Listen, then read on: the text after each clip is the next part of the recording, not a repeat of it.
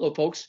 Welcome to another edition of Inside the Marble Palace, Postmedia Saskatchewan's podcast on all things provincial politics. I'm Murray Mandrick, political columnist for the Regina Leader Post. With me, as usual, Arthur White-Crummey, legislative reporter for the Leader Post, and our good friend Adam Hunter, CBC Political Affairs reporter. Thanks for joining us, Adam. Lots to get into this week. Let's start with Cowessess and the announcement yesterday. Arthur, you were there. Talk about the mood, because watching it on TV, I really found that fascinating. There was sort of a collegial spirit almost between the First Nations participants there, including Chief Cabinet Ms. Delorme and Prime Minister Justin Trudeau and Premier Scott Moe. I haven't seen that very often when they've gotten together and actually been somewhat collegial on something, particularly something as serious as this and something in the wake of the grave findings at Cowessess. Can you speak to the mood there, Arthur? Was that the sense there? Because it truly seemed to be a bit of celebration. Yeah, the tone was both somber and celebratory at the same time, because obviously the three leaders were preparing to tour the site where about 751 graves were found about 1 month ago. So that cast a shadow over, I think, the entire visit. But they were also signing an agreement that's sort of the, kind of culmination of generations of kids being taken away. It's going to hopefully put an end to kids being taken out of Cowessess by allowing them to retake control over child welfare on the reserve and beyond. So that was a sort of celebratory portion, and certainly Justin Trudeau was insistent that this, as far as he's concerned, should never happen again, and this deal is going to make that possible. It's fascinating to me, and Adam, you've watched this for a considerable length of time, both in terms of the First Nation child issue and maybe the progression of Scott Moe, who a year ago at this time was being, and rightfully so in my humble opinion, being criticized for not meeting with Tristan Delorme in the TP protest, just 2 years after, similarly not meeting with other protesters, specifically protesting the notion of children being taken away from First Nations and put into either white foster care or into the white system. Is this a bit of an awakening, not just for Premier Scott Moe, but for the entire province? And to be completely crass about this, is this now the new political capital that that politicians in this province and elsewhere have to factor in when they're making their decisions? I've certainly seen movement from Scott Moe, at least from where he was last year or 2 years ago, on this particular issue. Well, it's impossible to avoid, I think, and I think that's the biggest issue. Is last year with the protest, and we'd seen other protests at the legislature, the government did largely ignore those, and there wasn't a lot of blowback from the larger community. But when you see the displays that we've seen over the past month or so in front of the legislature on the steps with the shoes after Kamloops and then the backpacks, and Premier Moe taking part in both of those displays and not avoiding the issue. And then I think this year, and Arthur covered this as well, with the suicide bill, the private members bill that was put forward by the opposition, that was voted against twice by the government and then passed a third time, put forward by Doyle Vermette, who's an Indigenous MLA from the north for the opposition. The second time he raised it, and it brought him to tears, and he was upset, visibly upset, talking to reporters afterwards. A lot changed, and that was only a few months from it being defeated to it being, accepted by the government members with very little pushback, almost no pushback, I should say.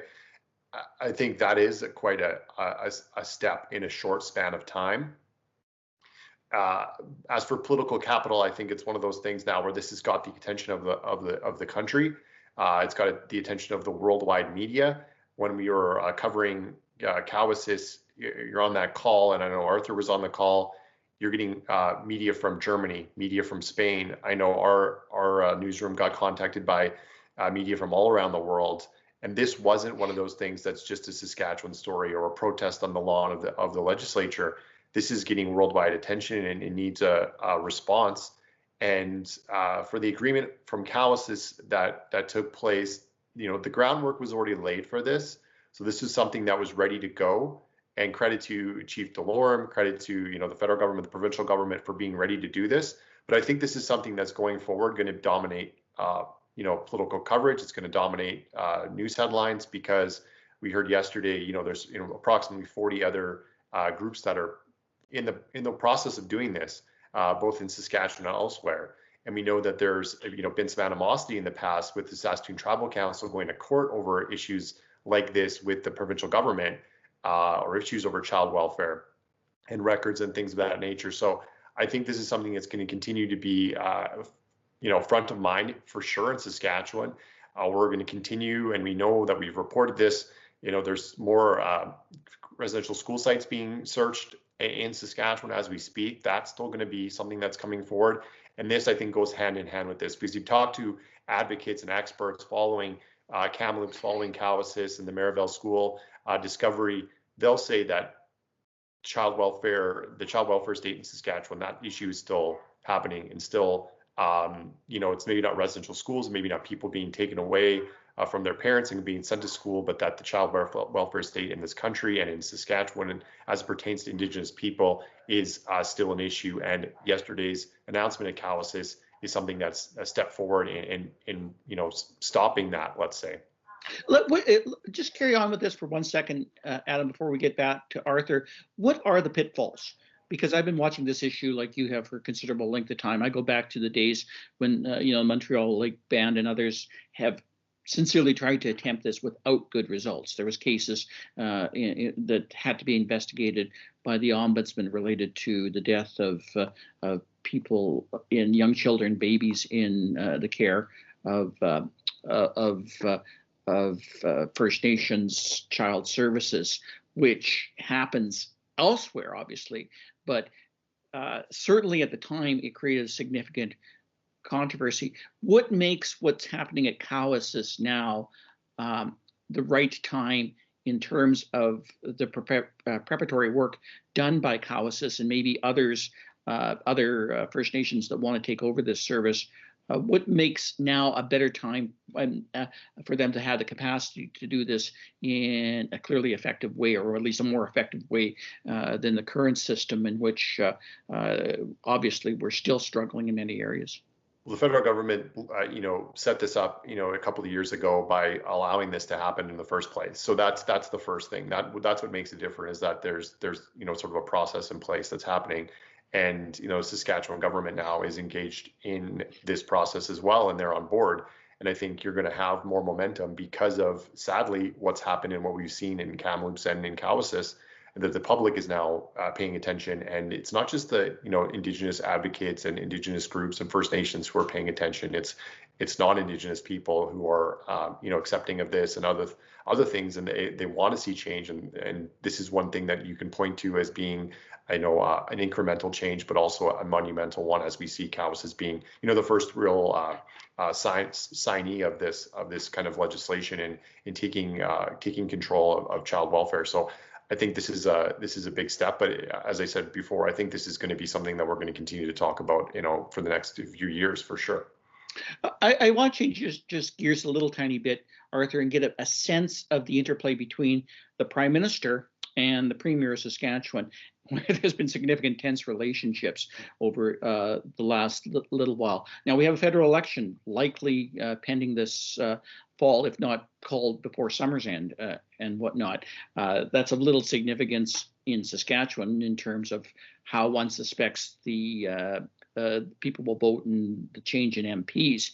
But I'm kind of wondering if part of what we're seeing right now in terms of that exchange between the Premier and the Prime Minister is a bit of a recognition on the part of Scott Moe that there's still a high likelihood that we're going to see a federal Liberal government after this and after this next election, and that Scott Moe is under the realization that he's going to have to work with him on files like Cowessess, on further files that Adam mentioned related to First Nations. Did you get a sense of a change in that regard? Or was it just sort of more the occasion, Arthur, that everybody was sort of looking at this maybe from perhaps a less political standpoint, a less partisan standpoint than they probably have in the past? Yeah, I mean, I think that it would be dangerous to read any long-term trends into this because it's just such a unique situation where I don't think anybody wants to have a perception that they're trying to gain political advantage off of tragedy in the first place because they were there to, visit the gravesite, and further off of what is, unambiguously a positive achievement for, Cowessess First Nation that both levels of government were able to make possible to a certain degree. I will note that there was, and I may be reading too much into this, but there was one interesting exchange while I was there that may not have been as visible to those who weren't there. There was a gift giving ceremony after the signing, and Justin Trudeau gave Cowessess Delorme a dream catcher, but was unable to recall the name of the artist who he said was a very renowned artist, but he was unable to remember the name when he was giving this gift. Premier Scott Moe then gave Cowessess Chief Delorme a gift that he had prepared, and he specifically mentioned the name of the artist 3 times while giving the gift. So I at least felt that was still a bit of a jab at the Prime Minister, even on this occasion. Again, I'm not entirely sure if it was anything at all, but it was one of the few humorous occasions of yesterday's events. So you're betting that they're not going to be going over to each other's house for dinner anytime soon? It doesn't sound like it. And if they do, there'll be a lot of sarcasm.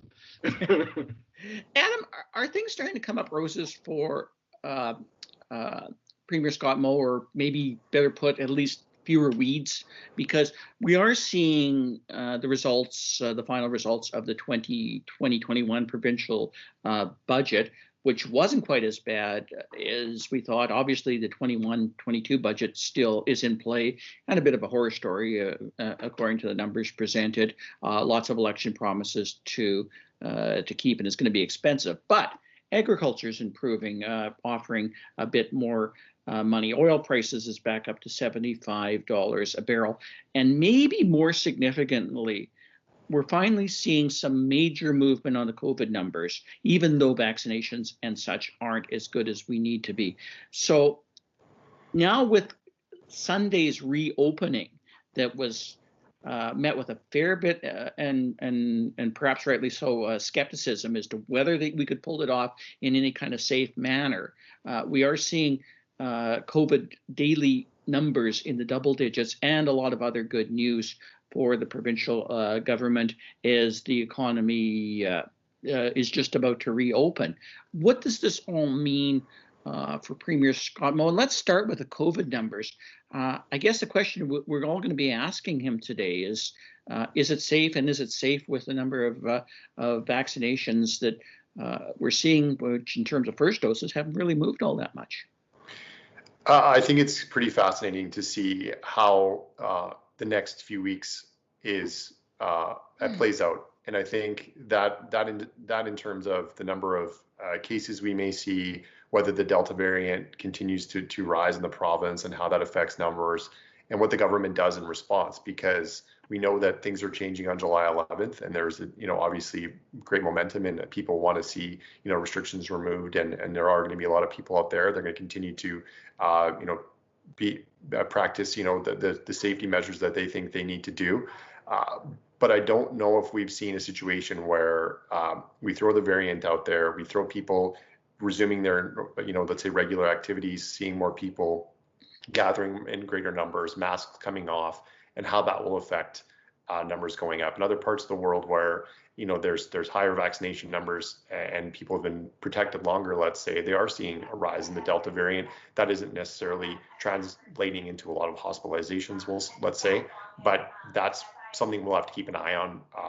The good news for Saskatchewan is that we've seen a dramatic decrease in numbers. We've seen a dramatic decrease in the daily numbers, but the vaccination numbers, I think, are still something that we need to focus on. Saskatchewan is leading the country with Manitoba on second doses, percentage of people with 2 doses that are eligible. But when it comes to first doses, we're near the bottom, and we're kind of treading water with Alberta. And we know that if you don't get a first dose, you're not going to get a second dose, and you need 2 doses to protect against the variant. That's the big message from the government. So how the government convinces people that haven't got a vaccination yet that they need one and they need 2 doses to make sure they follow up with that person that got the first dose, maybe reluctantly, to get a second dose, and to try and get some of those populations that are hard to reach or maybe haven't come forward yet.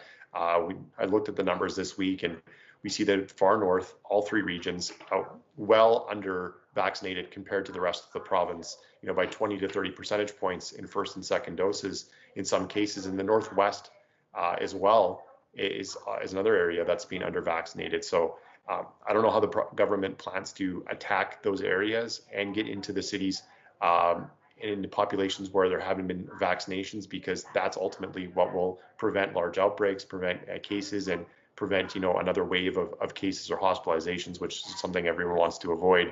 And just quickly on the budget, Marie, I find it really interesting that we spent all this time talking about the budget promises, what the deficit's projected to be, but then when the actual numbers come out at the end of the year, no one actually pays attention. Yeah. And it's kind of met with a whimper. And I think depending on who you ask, the opposition will say that enough money wasn't spent from the federal government towards helping people, let's say, with a pandemic, and it was paid towards to pay down the deficit.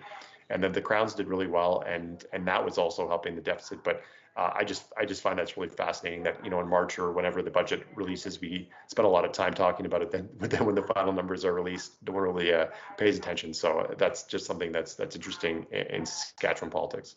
Well, let's talk a bit more about that, Arthur, because I'm a little surprised too. I thought the provincial government would take quite a victory lap over a budget that only, and I stress only, had $1.3 billion deficit in 2020-21.